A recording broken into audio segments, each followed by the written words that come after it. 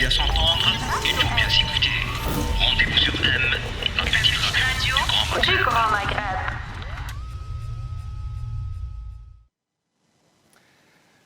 Bonsoir à tous, bienvenue au Café Presse Politique. Nous sommes en direct sur Radio M comme tous les mercredis. On souhaite la bienvenue à nos invités.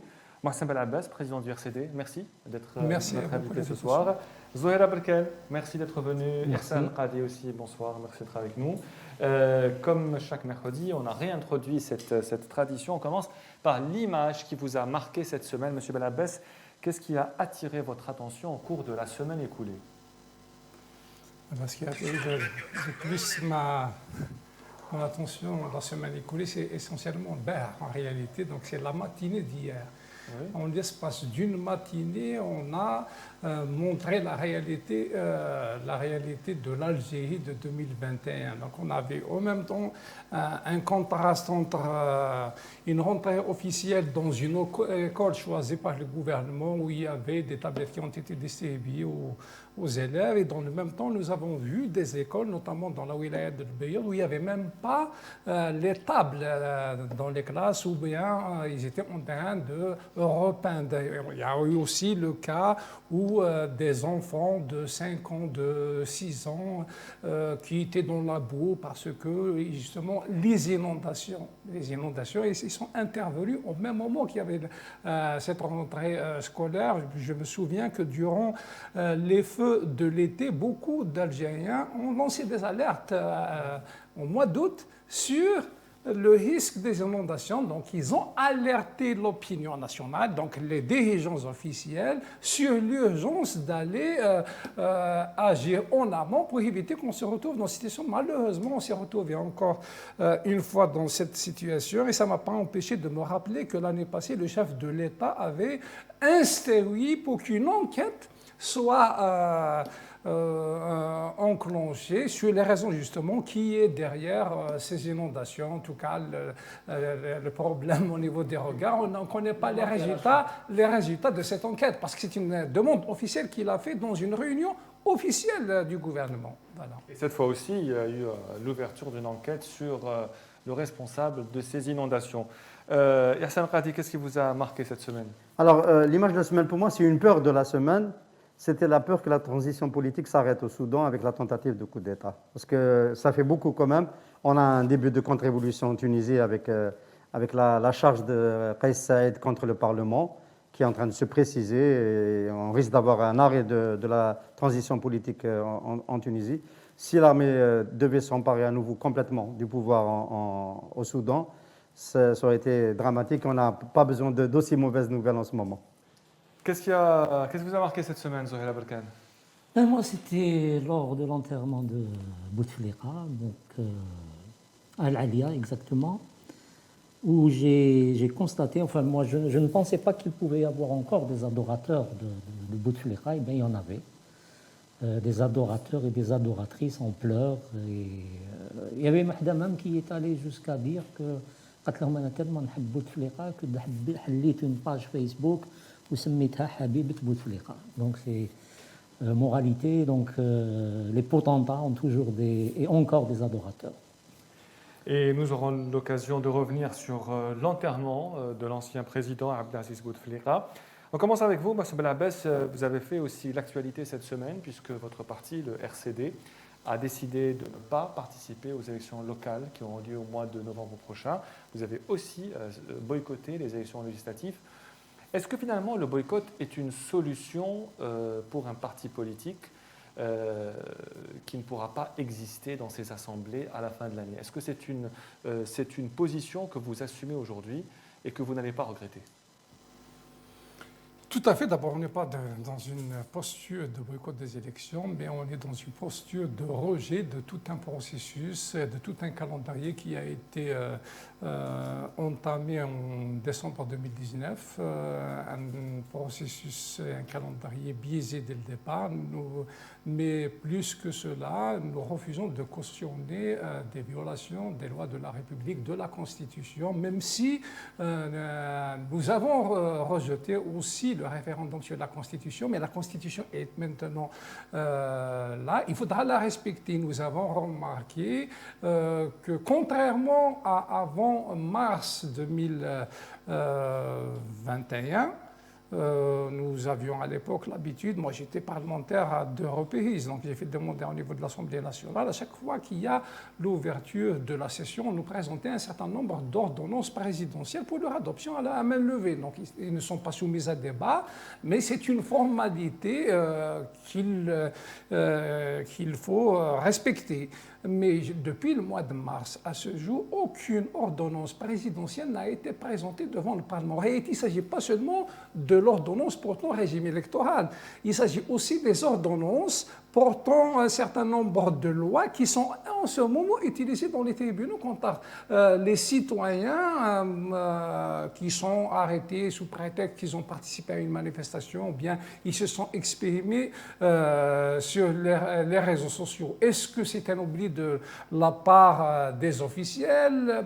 Je ne pense pas, mais en tout cas, ça nous renseigne sur, moi je pense que c'est la déliquescence de l'État qui se confirme de plus en plus, parce que ce genre d'oubli, il n'existait pas auparavant. Je rappelle seulement que pour le régime électoral, du point de vue de la Constitution, il devait être présenté devant le Parlement au mois de juillet, parce qu'il s'agit de l'ouverture de la prochaine session, et c'était au mois de juillet, je ne parle même pas de celle de septembre. Plus grave, c'est que nous avons affaire à un régime électoral qui a été amendé par une autre ordonnance présidentielle. Donc, ordonnance présidentielle portant régime électoral, amendée par une autre ordonnance présidentielle, et plus un amendement au code communal pour permettre au chef de l'État d'avoir le droit d'organiser une élection locale anticipée. Parce qu'avec les anciennes lois, il n'avait pas le droit d'organiser une élection communale ou bien API anticipée. En réalité, c'est pareil pour les législatives. Dans le cas de législatives, il y a un viol. C'est vrai qu'il a payé des fonds, mais c'est la forme qu'il avait payée à l'époque. Il était anticonstitutionnel. Dans la Constitution, on dit que le chef de l'État peut légiférer par ordonnance sur un certain nombre de lois qui sont dans la Constitution réservé au Parlement, parce que le code électoral, la Constitution le réserve au Parlement. Les seuls cas où il peut légiférer dans ce genre de situation, c'est dans le cadre de la vacance du Parlement. Mais il n'y avait pas vacance à l'époque, parce qu'il avait installé une commission qui a réfléchi sur le projet. Il a annoncé lui-même dans un discours à la nation que le projet il est prêt. Ça veut dire qu'il devait le présenter à l'Assemblée nationale. Mais non, il décide de dissoudre à l'Assemblée nationale pour pouvoir justement légiférer par ordonnance. C'est lui qui a créé l'exception. L'exception n'existait pas. Il a créé l'exception. Mais comme si l'Assemblée nationale allait s'opposer au projet de loi du président et du gouvernement. Mais ce n'est pas le plus important. Oui. Le plus important, c'est que nous sommes dans une ère où le pouvoir, depuis 2019, nous dit que maintenant, nous allons rentrer dans l'Algérie nouvelle. Donc, il y aura le respect des lois, le respect de la Constitution, la transparence dans la gestion des affaires de l'État. Ce n'est pas le cas. Donc, c'est pire qu'avant, par rapport à la situation qui a prévalu avant février 2019, pas seulement durant le règne d'Abdelaziz Bouteflika, mais aussi durant le règne de Zerouel, de Chadid, d'Ali Kafi, de Boudiaf, de Boumediene, etc. Est-ce qu'il y a eu de la résistance au sein du parti? Est-ce qu'il y a de la résistance pour participer aux élections locales? Ce n'est pas une question de résistance ou pas. Donc, au niveau du Conseil national, nous avons l'avantage au RCD, c'est que nous avons toujours débattu en toute liberté sur ce genre de décision. Et on débat en amont d'abord, dans les structures locales, régionales. Nous avons la chance, depuis février 2019, en réalité, le débat sur la participation aux élections, il est permanent, il est public, il est sur les réseaux sociaux. Donc, ce n'est pas un débat qui est intervenu en septembre. On a pesé, en tout cas, les militants du RCD, les cadres du RCD ont pesé le pour et le contre, parce qu'il y a des arguments pour la participation qui tiennent la route du point. Ça dépend d'où on se place. Il y a des arguments qui militent pour la non-participation à ces élections. Ben, la majorité a décidé qu'il ne fallait pas participer à cette élection. Un boycottage salutaire, Ihsan Al-Qadi ou pas? Du point de vue de ma logique salutaire, en tous les cas cohérent avec l'attitude à la fois du RCD et du PAD. Depuis le début. J'ai envie de dire que les résistants qui auraient voulu que le RCD participe, ce sont les transfuges d'il y a quelques années au FFS. Ce sont eux qui se sont exprimés. Au FFS, c'était apparemment la majorité. Peut-être qu'il va y avoir des problèmes d'ailleurs avec la participation du FFS, parce que la question se pose de savoir s'il y aura plus de votants en Kabylie. Il y a eu ce slogan selon lequel l'échelon local des institutions était un espace de démocratie, hein, donc qui justifiait qu'on y participe. On verra si l'électorat, y compris en Kabylie, considère que c'est un espace de démocratie. Je pense que le FFS, de ce point de vue-là, a pris un très gros risque, et c'est dommage. Donc oui, cohérence par rapport à l'itinéraire. Mais moi, je voulais relever dans l'intervention de Mohsen Belabbès combien on a, nous, les journalistes, et je parle pour moi pour ce qui me concerne, on a pris un peu de distance avec ces problématiques de forme, et on a peut-être tort, mais j'avais perdu de vue toutes ces atteintes, parce qu'on a du mal à s'intéresser au respect des procédures et de la forme. Et je pensais, parce que je ne suis pas de près l'actualité du Parlement, je pensais que cette formalité de la présentation des ordonnances présidentielles avait été faite, que j'ai raté l'information, mais que c'était fait, parce que c'est en fait une formalité. Et là, je suis un peu interloqué de me rendre compte d'abord qu'elles n'ont pas été faites, et qu'ensuite, je n'ai pas suivi cette actualité. Et au fait, ça dit combien on considère aujourd'hui que ce n'est pas du tout surprenant, que ce processus de déliquescence, il est tellement avancé que plus rien ne nous surprend du traitement de la forme et de la Constitution, et qu'en fait, on regarde ailleurs. Et pour finir, quand je dis on regarde ailleurs, nous, on est tentés, peut-être qu'on se trompe, peut-être qu'on a envie de créer des événements qui n'existent pas, mais on se pose la question de savoir pourquoi, quand même, et en dépit de tout, il y a dissolution de l'Assemblée. Peut-être que ça pouvait se comprendre parce qu'il fallait apporter un souffle nouveau, parce que ça pouvait décider du gouvernement, de sa composition, au cas où la majorité n'avait pas été une majorité proche du président.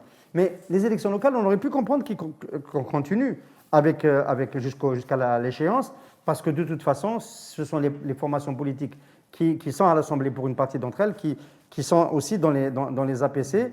Et cette précipitation à quand même finir l'agenda avant la fin de l'année nous amène toujours à la question qui a circulé, qui est une rumeur, et bon, nous traitons aussi des rumeurs, selon laquelle on sera devant une nouvelle situation politique une fois que le renouveau sera fait, et peut-être que la question de l'élection présidentielle et de l'identité du président qui va poursuivre le chemin reviendra sur la table. Ça veut dire élection présidentielle anticipée. Il y a des partis politiques qui le revendiquent, et la situation politique le revendique. De mon point de vue, Abdelmadjid Tebboune a terminé son mandat. Et vous? Il faut peut-être juste, à mon avis, essayer de comprendre pourquoi on a eu recours aux ordonnances, dissolution anticipée de l'Assemblée. Parce qu'il faut comprendre, et peut-être Mohsen Belabbès pourra apporter des précisions, que la loi électorale, à chaque fois qu'elle est soumise à l'Assemblée, elle est sujette à débat. Donc, c'est un débat qui intéresse les partis politiques, qui intéresse, et où ils ne se contentent pas de lever la main et de dire oui. C'est peut-être aussi à cause de ça. C'est pour avoir toutes les assurances que la loi va passer dans son intégralité. Donc c'est pour ça qu'ils ont eu recours à l'ordonnance. Dans l'intégralité, c'est toujours dans l'intégralité, parce qu'on a le droit de voter oui ou non. Oui, mais c'est-à-dire il y a quand même il y a eu toujours des débats, et donc ça suscite toujours autant de débats. Et pour le boycott? Alors pour le boycott, moi j'estime, il y a deux choses. D'abord, le boycott n'est pas une vue de l'esprit, c'est-à-dire on boycotte ou on boycotte pas, non. C'est-à-dire que ça tient de conditions objectives. Là aujourd'hui, après le 22 février 2019, moi je considère que beaucoup de choses ont changé, de l'ordre de la radicalité, donc où on ne peut plus se permettre. On est parti de l'idée tout ce système doit partir. Donc on ne peut pas cautionner des parties ou des espaces de ce système et dire que, bon, on a refusé le 12-12, le 12-6, le 1-11, et aujourd'hui, sous prétexte qu'il y a un pouvoir local sur lequel on peut conquérir, خلينا une présidence, et puis subitement on s'intéresse à un pouvoir local qui n'en est pas un, face à un État jacobin qui Et décide... ce sont des élections cruciales et locales aussi. Non, C'est le maire, c'est toutes les assemblées élections, communales aussi. dans un pays qui se respecte, toutes les élections sont cruciales. Maintenant, moi, je ne pense pas que les élections locales puissent l'être dans la mesure où on peut, par exemple, demain, même si on a une délégation exécutive provisoire ou communale, si la population s'organise en conséquence, on peut lui imposer ce qu'on veut. Et là, l'enjeu, à mon avis, l'enjeu n'est pas surtout au niveau national, puisqu'il va y avoir des participations à des... peut-être un peu plus que ce qu'on a vécu, mais je pense que ça va être toujours dans les proportions. Donc, alors là, l'enjeu, c'est surtout la Kabylie. Il me semble que c'est surtout par rapport à ça. Maintenant, indépendamment de tout ça, moi j'estime que la position du RCD remet un peu les choses en ordre et donc un certain équilibre où on a quand même d'un côté ceux qui participent et ceux qui ne participent pas. Marcel Abbas, Yassine Khadi a parlé du pari risqué du FFS. Est-ce que vous ne pensez pas que le boycott du RCD c'est une manière de laisser le terrain vide au FFS qui pourra s'implanter dans une région où vous êtes aussi très important sur place? Est-ce que ce n'est pas une mauvaise opération qui ira au profit du FFS, ce boycott du RCD des élections locales? On ne réfléchit pas de cette manière au niveau du RCD. Est-ce qu'il ne faudrait pas réfléchir de cette manière? Il ne faudrait pas justement réfléchir. D'ailleurs, je ne suis même pas d'accord avec l'idée qui essaie de faire croire que le problème va se poser seulement en Kabylie en termes de taux de participation. La réalité, c'est que nous pouvons dès maintenant tirer une conclusion comme quoi le taux de participation il sera très faible dans toutes les wilayas du pays. L'indice, il est très simple, c'est que tous les partis politiques qui ont décidé de participer à cette élection ont demandé au président de l'instance qui va organiser cette élection à ce qu'on les dispense de la collecte de signatures. Mais c'est grave, des partis politiques qui ont participé à tout le processus, participer à la présidentielle, participer aux législatives, participer à la campagne sur le référendum, ça suppose que tu as été en contact avec le citoyen. Vous savez combien de signatures qu'il faut collecter? Un nombre infime pour cette élection, 20 signatures par candidat. En réalité, en temps normal, les 20 signatures par candidat, on peut les remplacer en l'espace de 20 heures. On prend une liste, on demande à tous les candidats qui sont sur la liste, on leur donne un rendez-vous le lendemain, 24 heures après, vous nous ramenez 20 signatures. Il n'y a pas un Algérien qui n'a pas une famille de plus de 20 personnes, 30 personnes, donc ce n'est pas difficile. Mais nous avons vu des partis, voire même un certain nombre de partis dits grands, demander à ce qu'ils soient dispensés de cette obligation. Voilà. Tout simplement parce que quand ils ont été dans le fief, dans les wilayas de l'intérieur, il n'y a pas de répondant. Ça nous renseigne. Moi, je tire la conclusion. Les Algériens ne vont pas voter encore une fois. Et plus grave, parce qu'il y a des questions qu'il faudra aussi aborder, c'est cette histoire d'instance indépendante de gestion des élections. Il faudra désormais l'appeler par son nom.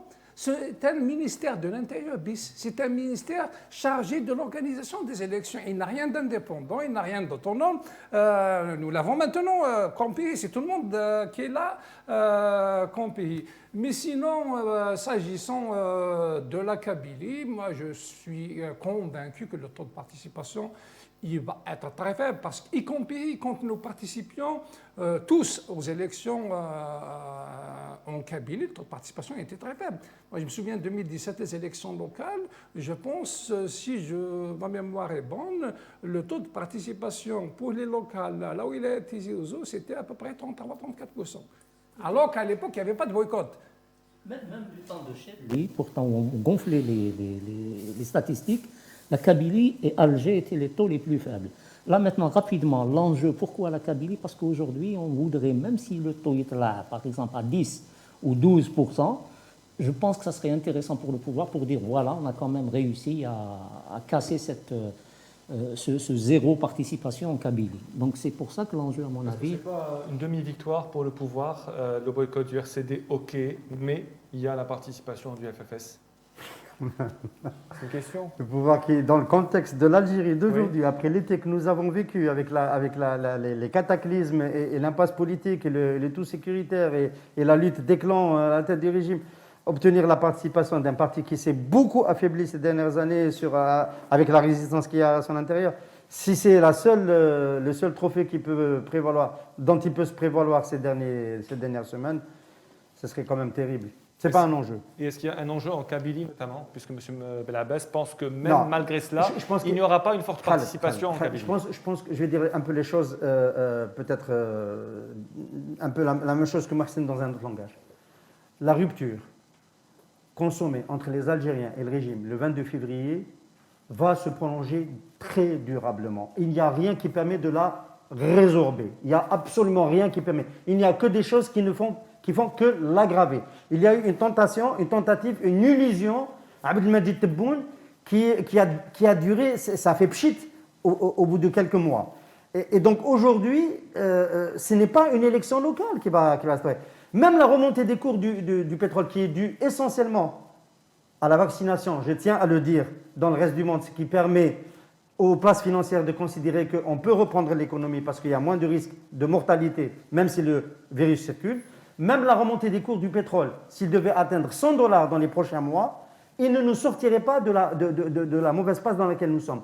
Il n'y a absolument rien qui peut rapprocher, et je ne suis pas étonné d'apprendre aujourd'hui, ça aussi c'est bien d'inviter des chefs de parti qui ont l'ancrage dans les wilayas peut-être différent que celui qu'on peut avoir nous comme journalistes, de savoir qu'il y a des partis politiques qui ont des difficultés à obtenir les parrainages, ça dit le niveau de la rupture.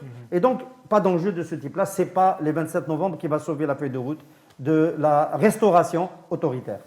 Alors, ce qui a fait l'actualité cette semaine et surtout aujourd'hui, évidemment, c'est le procès tant attendu du général Ali Erderi, ancien candidat à l'élection présidentielle. Après 27 mois de détention, c'est le détenu d'opinion qui a passé la plus grande peine avant d'être jugé. Son procès se déroule encore aujourd'hui, on l'a entendu maintenant, c'est l'heure des plaidoiries. Le procureur général a requis 7 ans de prison ferme. Vous considérez qu'Ali Erderi est un détenu d'opinion et que c'est celui qui paye aujourd'hui le prix le plus fort, plus de 2 ans d'emprisonnement?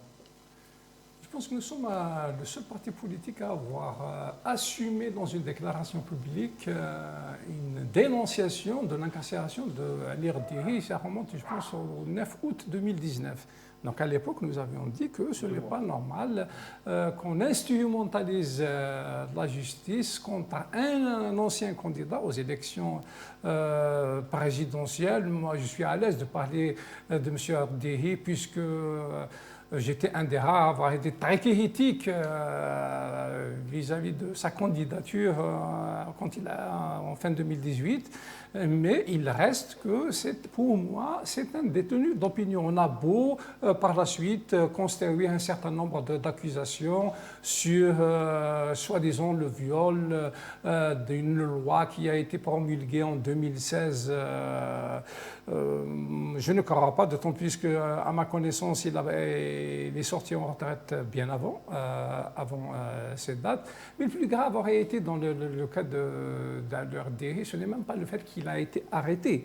Ce n'est pas le fait qu'il a été mis sous mandat de dépôt, mais c'est le fait que 27 mois, je pense, donc un peu plus de 2 ans, et il n'a pas encore été jugé. Il n'est pas le seul. Il y a d'autres cas, mais effectivement, parmi les détenus d'opinion, c'est celui qui a duré le plus. Mais je pense que c'est aussi une occasion de dire qu'ils sont des centaines d'Algériens à être poursuivis, réprimés, en instrumentant les tribunaux. Nous avons un militant du RCD, un cadre du RCD, membre du Conseil national, président du bureau régional de la wilaya, un cadre très visible depuis tout le temps parce qu'il a toujours été dans l'action de terrain, il a toujours été très impliqué dans l'activité politique à l'échelle de sa wilaya et même dans l'activité sociale.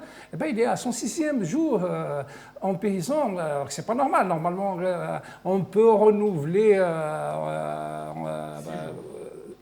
il est son 6e jour aujourd'hui, parce qu'il a été arrêté le 16 septembre. Bien sûr.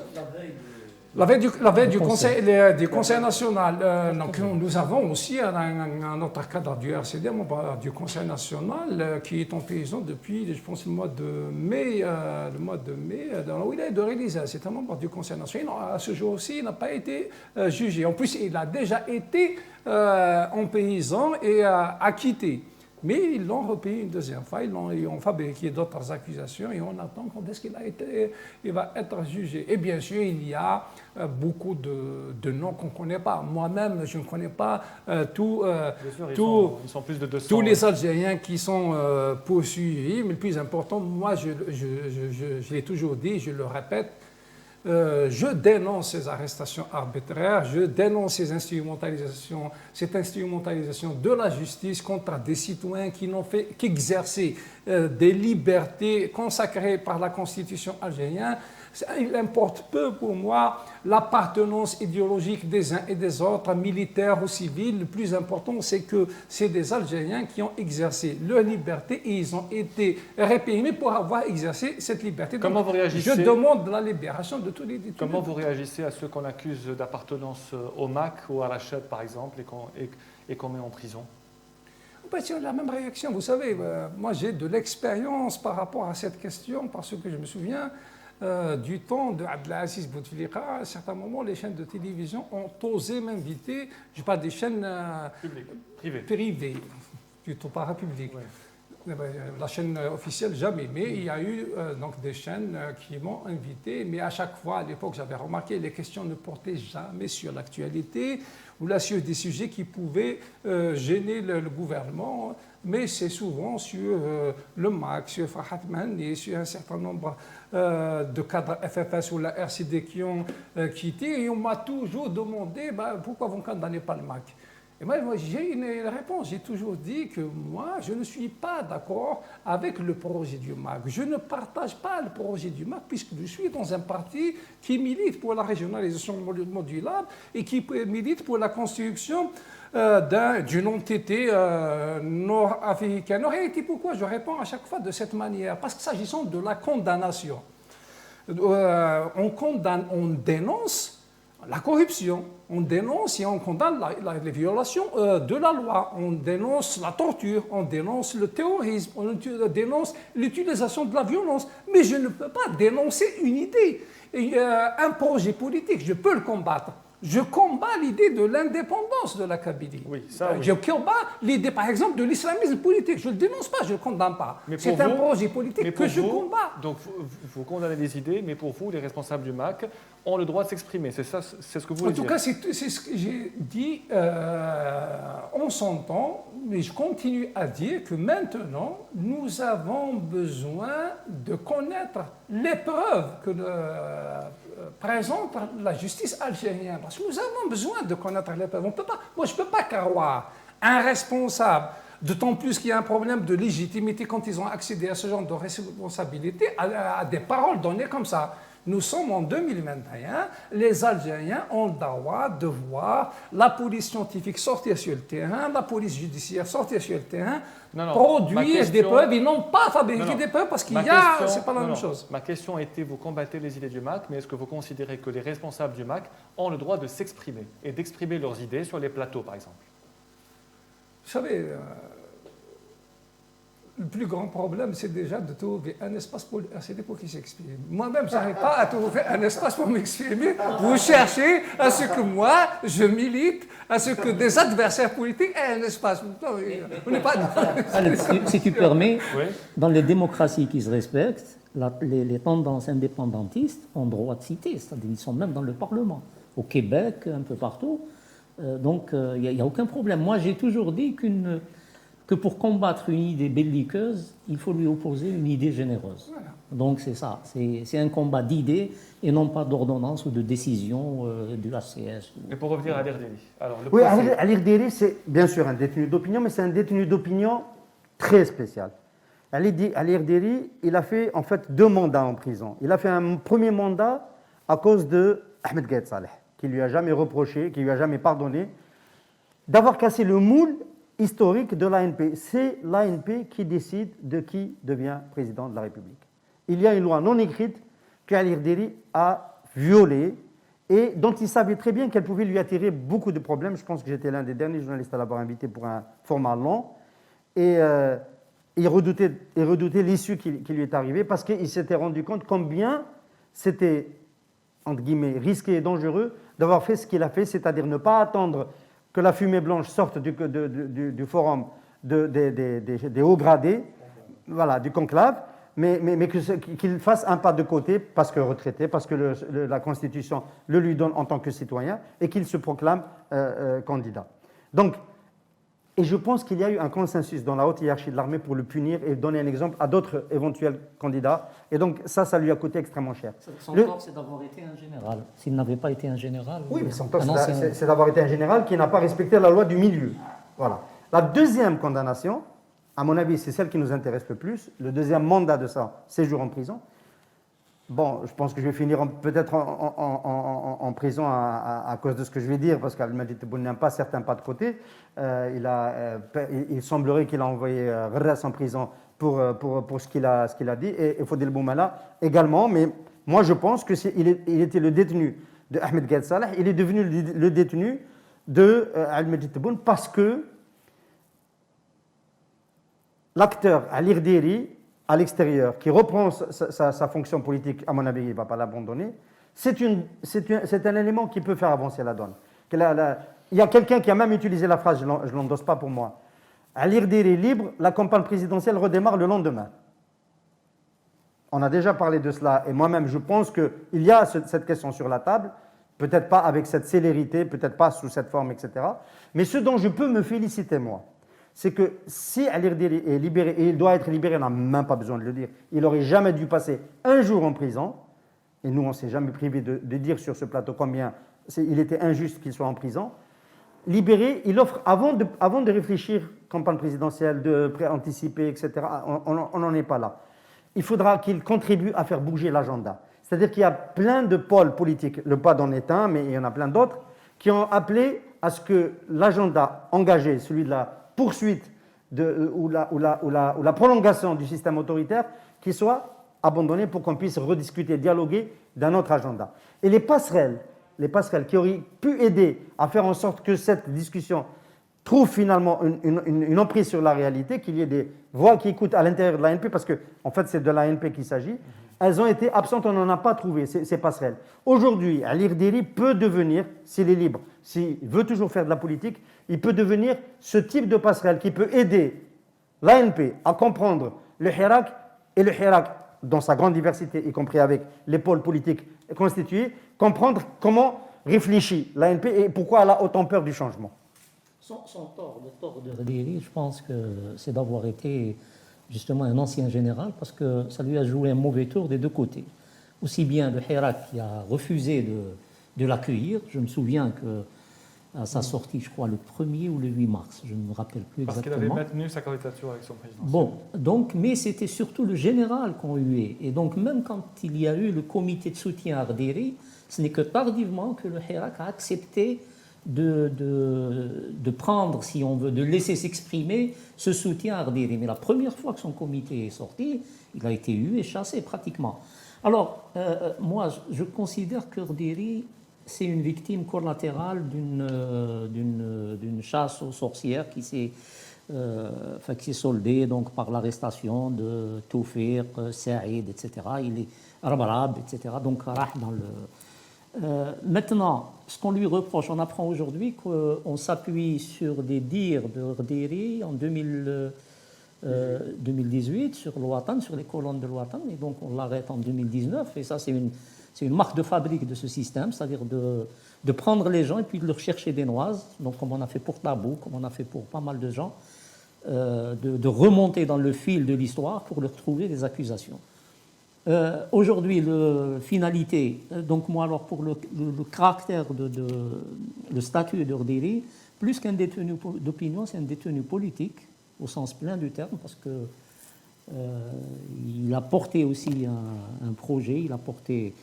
Et moi, je me dis qu'aujourd'hui, peut-être qu'ils vont... Bon, on a requis 7 ans, mais on va peut-être réduire à la peine qu'il a passée.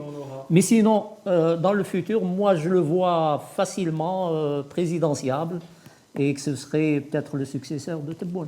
Et il sera à nouveau critiqué par Mohsen Belabès. Moi, je pense que c'est important de rappeler aux auditeurs, à ceux qui nous écoutent, parce qu'on a l'impression à écouter un certain nombre d'intervenants depuis 2019 que c'est la première fois qu'un général se présente à une élection présidentielle. Ce n'est pas le cas. Liam Zerouel s'est présenté, c'était un ancien général. Il a payé sa retraite à peu près 5 à 6 ans avant. Non, Zerouel, c'est pas la même chose. Zerouel, c'est dans le général Ben Yillis, c'était pareil. Il était candidat aux élections présidentielles, je pense en 1999, je ne sais pas s'il a collecté des signatures. À la candidature, oui. Je ne me souviens pas très bien. Il y avait même un certain nombre de colonels qui ont tenté de se présenter à différentes élections présidentielles, voire pour certains des législatives. Donc ce n'est pas le fait qu'il s'assoie un général. Moi, je pense que parce que dans la conjoncture de 2018, il doit y avoir au niveau des centres de décision l'idée qu'il ne faut pas de concurrents qui risquent d'apparaître comme étant le candidat du système, parce qu'Ali Rdehi apparaissait pour une bonne partie de l'opinion publique comme étant le candidat du système à un certain moment. Pour tout le monde croyait que Bouteflika n'allait pas se présenter, et voyant la dynamique qui se construisait, notamment au niveau médiatique autour de Ali Rdehi, certains étaient tentés de croire que c'était un candidat du système. Et là, il y a une réaction rapide pour dire non, ce n'est pas un candidat du système, donc il y a une attaque contre lui, d'où ce qui se dit depuis tout le temps dans notre pays, les luttes de clans à l'intérieur du régime. Mais moi, je ne pense pas que la solution, encore une fois, ça soit une élection présidentielle, même si je suis convaincu que nous avons besoin d'un président de la République, parce que nous n'avons pas de président de la République, en réalité, on ne l'a jamais eu. Mais en réalité, pour avoir un président de la République, il faut... Sinon, on ne plaide pas pour ça, hein, on le dit comme ça. Je parle du débat général, parce que Kadhi, il a dit tout à l'heure, il n'a pas tout à fait tort quand il dit que maintenant que les élections locales vont avoir lieu, c'est fini pour Abdelmajid Tebboune. Tout le monde Karoua, en tout cas cette accélération, quitte à violer les lois de la République pour organiser une élection, n'a qu'une seule explication, c'est d'organiser une élection présidentielle anticipée. En tout cas, ils y réfléchissent. Ils ont un problème avec M. Tebboune. Je ne sais pas si c'est un problème de santé. C'est vrai que nous avons vu. Il a fait, moi, je pense qu'il a fait 3 ou 4 sorties sur le terrain, mais sur un rayon de, je dirais, de 20-25 km par rapport à la présidence. Il va partir pour la 3e fois, je pense, vers l'Alia. Pour accompagner Ben Salah demain. Il était parti vers Douira. Je pense qu'il était parti aussi vers la mosquée, vers la nouvelle mosquée, quand il l'avait inaugurée en début de 2020. C'est vrai qu'on ne peut pas continuer comme ça. Nous avons besoin d'un chef de l'État qui sort sur le terrain, mais plus que cela. Nous avons besoin d'un président. Nous avons besoin d'un président de la République, parce que c'est la diplomatie, c'est le président de la République, ce n'est pas le ministre des Affaires étrangères. Nous voyons cette dernière semaine une certaine volonté d'envoyer beaucoup d'informations sur les activités de M. Lamramara à l'international pour faire croire à un redéploiement de la diplomatie algérienne. Il n'y aura pas de redéploiement de la diplomatie tant qu'on n'a pas de président de la République. Parce que nous sommes en 2021-2022, la diplomatie, les affaires étrangères, c'est d'abord le président de la République. Mais pour moi, aller vers des élections présidentielles, encore une fois, avec un régime électoral, parce qu'il y a un régime électoral qui est illégal du point de vue de la loi, avec une instance dite indépendante qui n'a rien d'indépendant, ça pose problème. Nous avons besoin de donner de la légitimité au futur président de la République. Et c'est pour ça que nous devons aller vers un dialogue vrai, un dialogue ouvert avec tous les acteurs politiques sans exclusion. Les solutions, elles existent, parce que souvent, nous avons un problème dans notre pays. Souvent, on parle de la défiance des populations par rapport aux dirigeants. Les Algériens ne font pas confiance à leurs dirigeants. Mais l'inverse est vrai. les dirigeants algériens n'ont jamais fait confiance aux Algériens. C'est d'ailleurs la raison principale qui fait qu'ils continuent à frauder à l'occasion des élections. Ils ne font pas confiance. Ils vous disent qu'ils sont immatures, ils ne votent pas bien, ils ne savent pas choisir. Donc ils ne font pas confiance aux citoyens. Et pour ça, ça ne peut pas se régler. Nous devons, pour régler tout ça, revoir le système dans sa globalité. Un autre détenu d'opinion aussi, qui lui aussi a payé un prix fort parce qu'il a été emprisonné 3 fois. La première fois, il a passé 4 mois, la deuxième fois 24 heures, et maintenant il est en prison depuis une semaine. C'est malheureusement Fodel Boumela. La nouvelle de son arrestation et celle de mandat de dépôt a aussi choqué ceux qui le connaissent. Est-ce que ça rentre dans le cadre de cette politique répressive qui ne s'arrête pas aujourd'hui? On emprisonne Fodel Boumela, qui, il faut dire, une des figures les plus connues du Hirak. Moi, je pense que ça dit surtout les limites du storytelling, de ce récit qu'on a voulu nous construire autour du MAC et de Rachid. C'est-à-dire que pendant 2 mois, le rouleau compresseur s'est surtout focalisé sur ce qui était supposé être des militants du MAC et des militants de Rachid, mais surtout ceux du MAC. Et puis, bon, on sait très bien dans les officines que le MAC n'est pas un acteur du Hirak. Et la vraie question, en fait, de la répression, c'est le Hirak. C'est la capacité du peuple algérien à continuer à dire non et à réclamer le changement. Et donc, à un moment donné, les limites de cette politique font qu'on revient vers des figures du mouvement populaire pour rappeler aux autres figures du mouvement populaire qui seraient tentées de continuer à porter la revendication de Hirak politiquement et pacifiquement, qu'ils sont exposés à la répression. Je pense que le message, c'est celui-là. Ce n'est pas parce qu'on est en train de faire semblant de réduire le Hirak à travers le MAC, parce que ce ne sont pas deux choses, ça ne se recoupe pas, qu'on vous a oublié. Et donc, après, moi, je n'ai pas regardé les derniers posts de Fodel Boumela, mais Fodel Boumela est resté fidèle à lui-même. Il a beaucoup de mérite pour ça. La plupart des figures du Hirak ont choisi pendant le mois d'août, parce que ça correspondait aussi à une période de repos et de fatigue générale. C'était le 3e été consécutif où il fallait être sur la brèche, 2019, 2020. 2020, il y a eu de grands préparatifs, il y a eu une rentrée politique, il y a eu plein d'initiatives, le PAD est resté consistant, le NIDA 22 est né au bout de beaucoup de travail durant cet été-là. 2021, il y a eu une pause, beaucoup de figures, des avocats qui ont sillonné l'Algérie, etc., se sont tus, et des voix qui ont manqué au moment où l'opinion revendiquait des prises de position après les incendies, le complot, le lynchage terrible de Jamal Mesmaïl. Et donc, dans ce reflux et cette pause relative de certaines figures du Hirak, peut-être que Fodel est resté, lui, beaucoup plus visible que les autres. Et, à la fin de cette séquence-là, l'ordre est arrivé. Tout à l'heure, j'ai dit que c'était, parce que chacun a ses prisonniers, que c'était visiblement, une fois de plus, comme dans le cas de Fethi Ghras, que je dois citer, qui est un chef de parti politique, membre du PAD, est toujours détenu, que visiblement l'instruction est venue de la présidence, et ça rappelle toujours que l'enjeu c'est le Hirak et pas autre chose. En tout cas, Boumela, c'est un personnage particulier. Moi, pas plus tard qu'hier, j'ai revu une vidéo de lui, où je l'avais interviewé devant la prison d'Al-Harrach. D'ailleurs, il faut dire que c'est l'un des rares qui continue donc à se déplacer pour accueillir les sorties de détenus, etc. Et donc, à chaque fois, ces déclarations tonitruantes font que ça ne plaise pas. D'ailleurs, une de ces déclarations nous a valu la fameuse interpellation devant la prison d'Al-Harrach. L'interpellation de Zohir. Donc, qu'est-ce qu'il disait? Il disait que ce pouvoir, هذا النظام يخاف من الكلمة ومن الصورة. Et il a dit qu'on a l'impression que c'est un système qui est né avant l'écriture, donc avant même le... Donc il a comme ça des mots, et il a aussi une fois devant la cour d'Alger, il avait dit النظام هذا لو كان نخلوه غير مع روحه يفشل حتى ولو تركناه مع avec connaissez l'emphase تاع Boumela حتى ولو تركناه مع نفسه فسيفشل.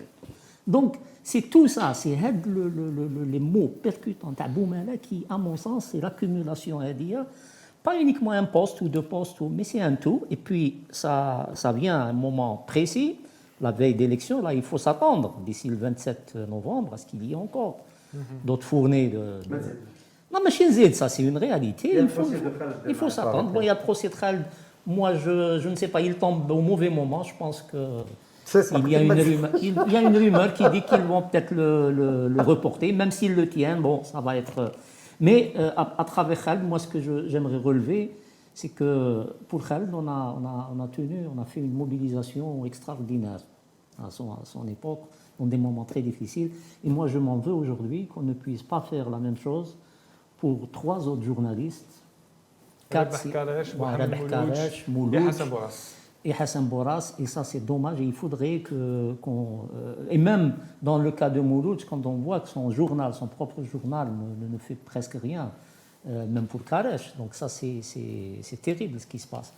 Et il faudrait qu'on puisse bouger pour ces gens-là. Alors, si peut-être c'est le dernier truc, moi, pour les élections, pour le 27 novembre, pourquoi je n'irai pas voter?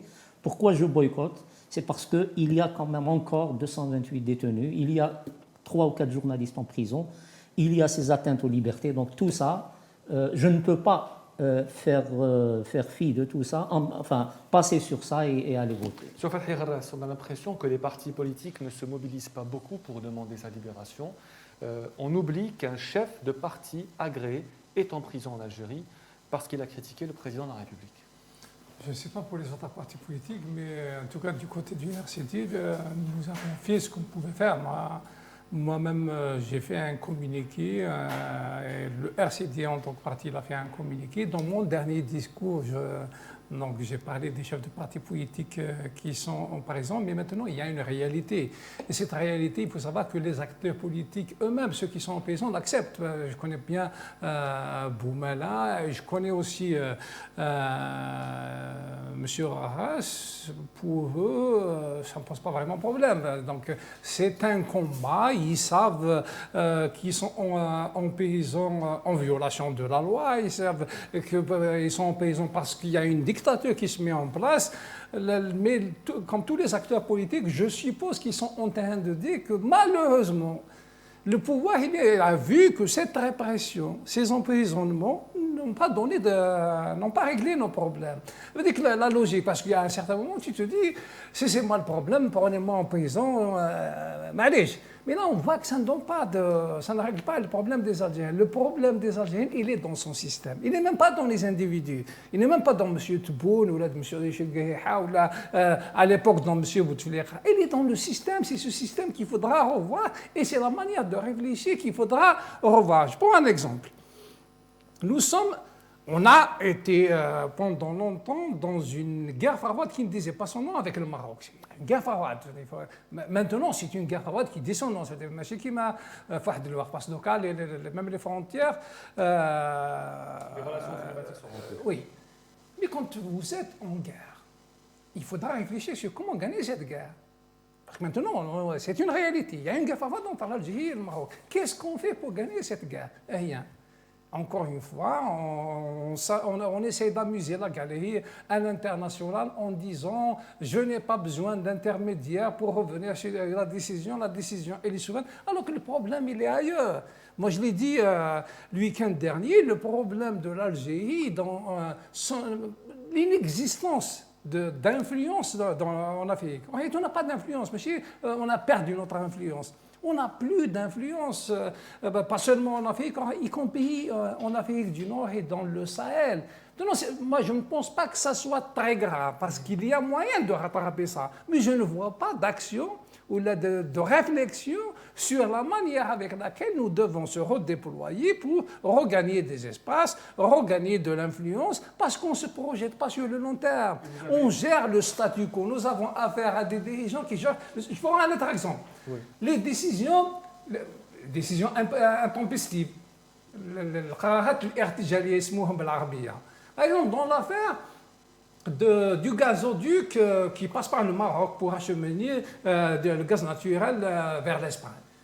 Mais j'étais étonné d'entendre, en tout cas, de voir le ministre de l'Énergie recevoir l'ambassade de l'Espagne et de suggérer qu'il allait justement suspendre le contrat avec les Marocains, que désormais il va utiliser seulement le Medgaz. C'est grave comme décision. Est-ce que vous soutenez la décision du gouvernement de rompre les relations diplomatiques avec le Maroc? Oui ou non? Oui ou non? C'est pas une question oui ou non. Moi, je sais qu'y compris dans les guerres froides, on ne suspend pas les relations diplomatiques. Donc vous êtes contre? Les Américains et les Russes, ils s'étaient pendant longtemps, pendant des années en guerre froide, ils n'ont pas suspendu leurs relations diplomatiques.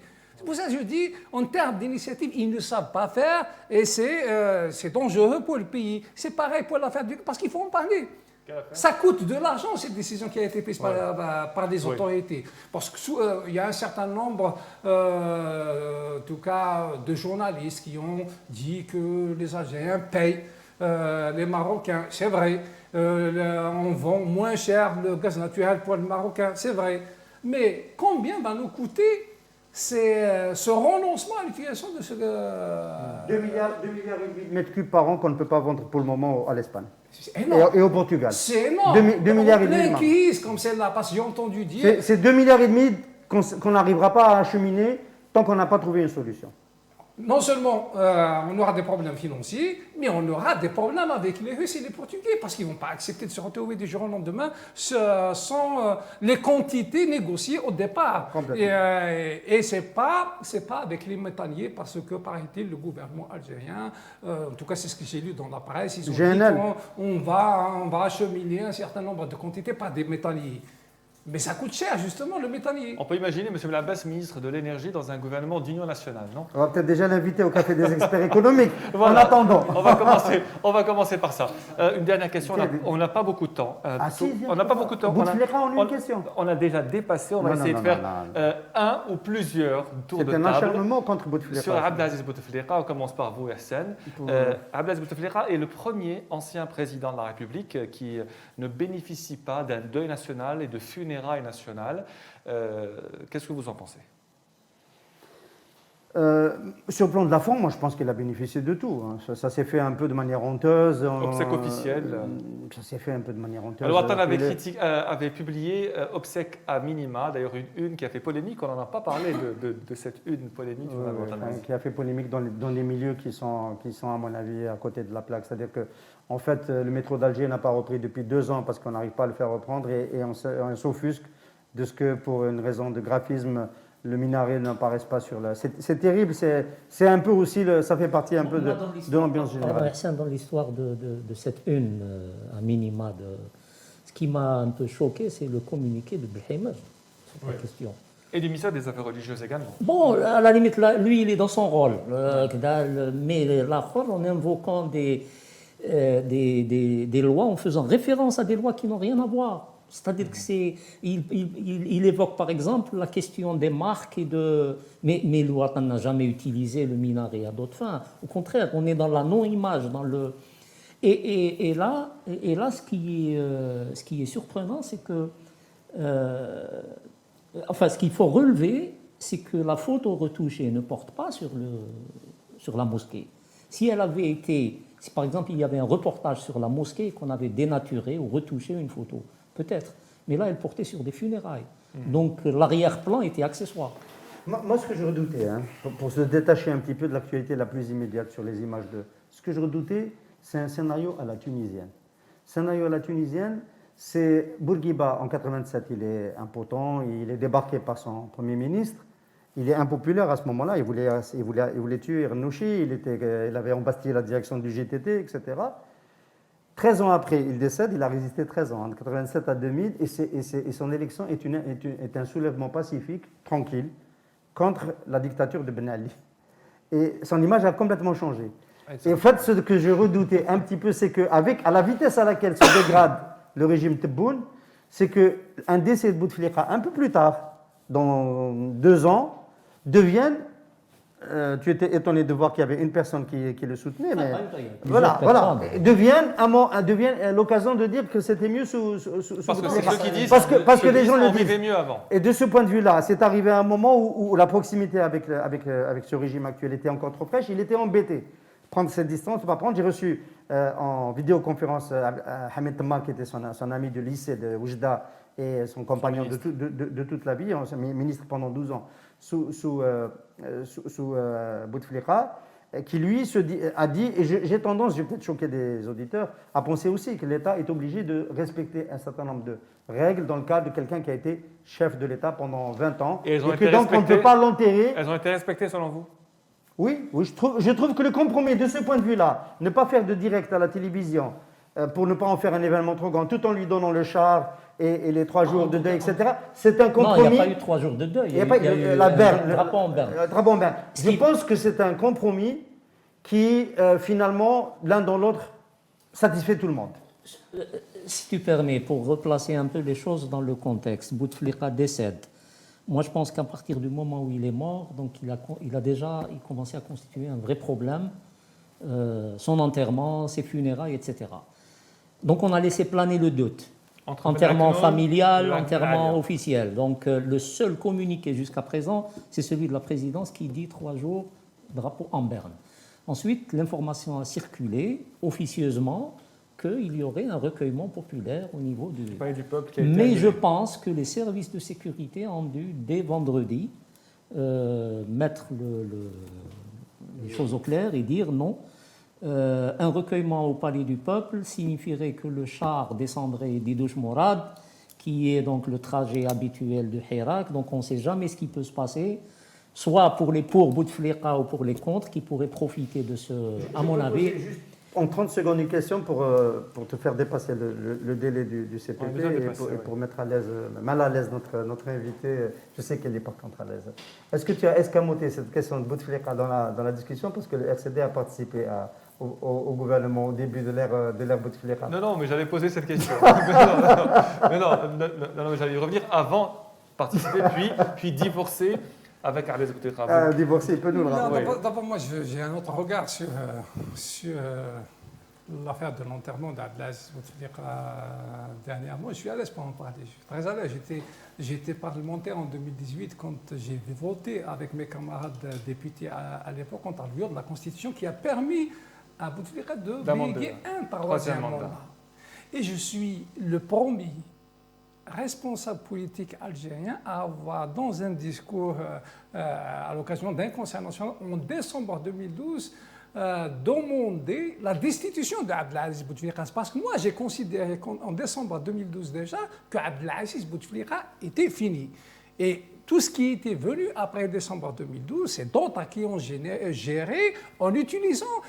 Ce n'est plus le Abdelaziz Bouteflika d'avant. On parle pas du procès, on parle des funérailles. Maintenant, s'agissant des funérailles, je découvre que là aussi, malheureusement, en Algérie, soit il y a des lois, ils ne sont pas appliquées, soit il n'existe pas et c'est grave. Parce que dans ce genre de situation, il doit y avoir des protocoles et des lois qui régissent les histoires de deuil, d'enterrement des chefs de l'État ou des grands dignitaires. Le problème qui s'est posé pour moi, le vrai problème, c'est le fait qu'il n'a pas été présenté à la justice. Là aussi, moi, j'ai fait la demande, en tout cas, j'en ai parlé au mois de mars 2000, juste après sa démission.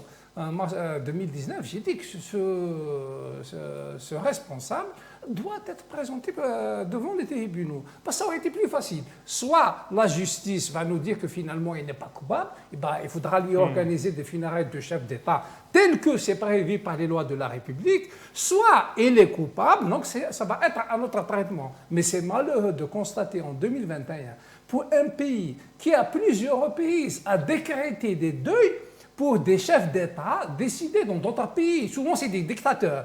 Et on ne le fait pas pour des chefs de l'État algérien. Et en plus, coïncidence du calendrier, nous avions un chef d'État-major qui était décédé en 2019, qui a, lui, eu droit à 8 jours de deuil. Logiquement, on aurait dû donner 8 jours de deuil, au minimum pour Ben Salah, parce qu'à l'époque, c'était le premier responsable du point de vue du rang par rapport à Ben Salah. Rabah, qui aussi était président pendant une période de transition, a bénéficié d'un deuil national, mais Ben Salah, qui aussi a présidé pendant une période plus longue, n'a pas bénéficié, lui, en fait, du deuil c'est ce qu'on dit, il faut un état de droit. Donc c'est selon l'humeur. C'est des lois qui doivent régir ces histoires de deuil et d'enterrement. C'est selon l'humeur du président du moment, parce que c'est le cas. Donc c'est selon l'humeur du président du moment qui décide. Est-ce que la participation du RCD au gouvernement de Abdelaziz Bouteflika était une erreur selon vous? Je ne peux pas dire est-ce que c'est une erreur ou bien ce n'est pas une erreur. Le plus important pour moi, c'est que c'est une décision qui a été débattue dans les structures du parti à l'époque. Moi, je suis à l'aise pour en parler parce que j'étais contre la participation au gouvernement. C'est connu c'est connu